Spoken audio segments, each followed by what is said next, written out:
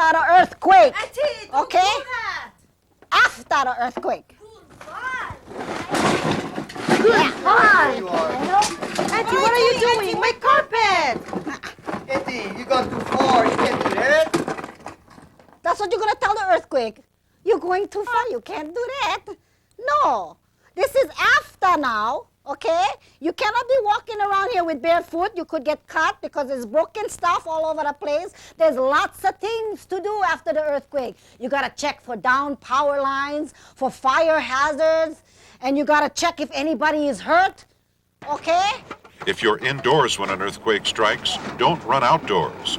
Pieces of the building can fall on you if you're outside. To prepare for earthquakes, secure items inside your home. Prepare emergency food and supplies. Teach your family what to do. Brace your gas water heater and retrofit your foundation. Hawaii's earthquakes are related to the volcanic activity that built up the islands. Now let's look at some of the hazards from lava flows. There are a number of volcanic hazards on the Big Island. There are explosions, and there's volcanic gas, but the one that's probably the most common and the one that's most likely to destroy buildings is the hazard of lava flows. The speed that a lava flow moves depends upon the slope that it's moving on, how steep that slope is. It depends on how much lava is being erupted and how fast that lava is coming out of the vent.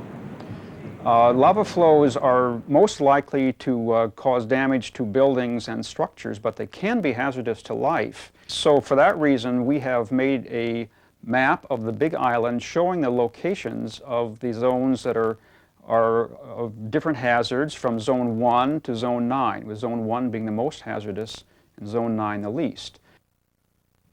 The hazard zone map is useful for a number of reasons.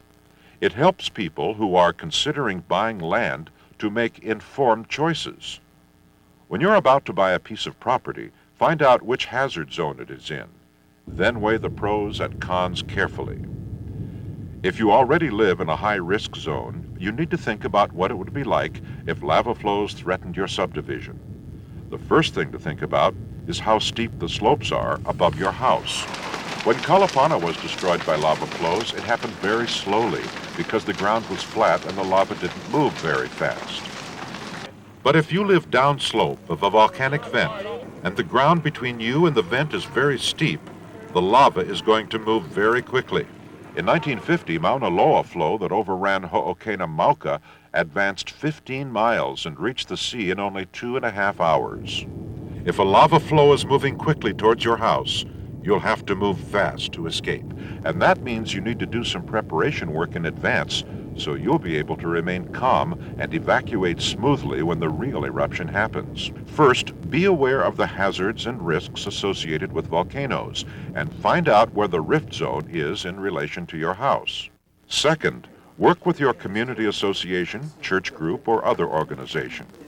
You can invite a representative from Civil Defense or the Hawaiian Volcano Observatory to come out and speak to your group. You know, I think we should call Don. We can get some answers a little faster. Why don't I call him, okay? The representative can talk about lava flows and can help you to make plans so you'll be prepared for future eruptions. Yeah, 7:30 would be fine. Great. We could do that. Get in this lake. Oh, Don, hey, good. Thanks for coming. How you doing? I'd like you to meet some volunteers from the Community Association. This is Judy. Hi, And this is Judy. Robert. All right. Hi, Robert. And this is Nice to meet Auntie you. Lita. Dr. Lita. Swanson, Oh, very nice it's to a real meet pleasure. you. It's a real pleasure. I made this lake for you. Oh, thank you. Six-pack holders. It took me a long time and not smell so good, but that's long time. So, Don, what we're doing here before we have the other community with a larger group of people is kind of explaining the hazards that might happen on the volcano and also the type of zones that we're in, the lava flow zones that we're in. We're having difficulty trying to figure out the map. So maybe you can go over that with us at this time. Okay, well, I'd be happy to. Because this is an opportunity to discuss the lava flow hazard zone that you're living in. And this is the perfect time because the volcano isn't very active now. Usually people come to us when it's too late.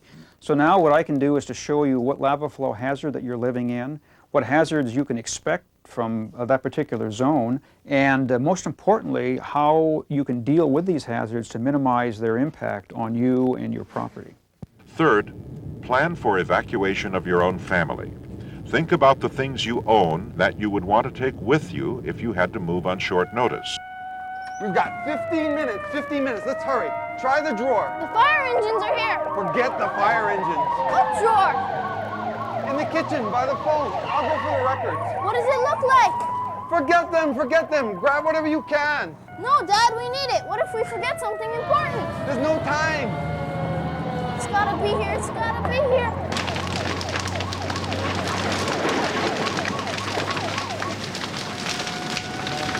Here it is. I found it. It's pasted in our phone book. What does it say? Family records, Mom's jewelry, and the photo album. I'll get them. You find Cleo. She's got to be in the house somewhere. Medications. I'll get a plastic bag. The old books Uncle Albert gave us. Right, we can't forget those. My skateboard. My rifle, golf clubs. Go get your school books. Okay, that's it. We're done. Let's get out of here. Cleo! Okay, let's get everything in the car first and we'll come right back in. No need. She's right here. One thing, that dog's not stupid. I just remembered. What? You know how Auntie Lita was bugging us about all that safety? Yeah, she's the one that came up with those plans. She drove us nuts. We owe her big time. I believe we do. Cleo, come on. I hope we don't lose our home.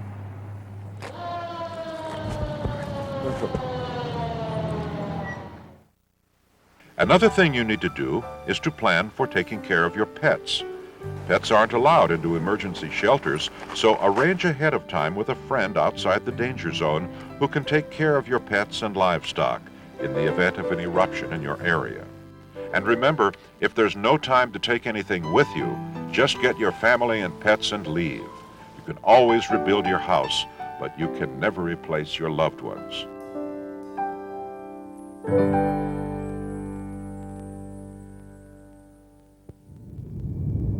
I do know one thing about preparedness. If you don't act now while you're thinking about it and viewing this video, how are you going to put it off? I ask that you do some real serious planning and act on this right now.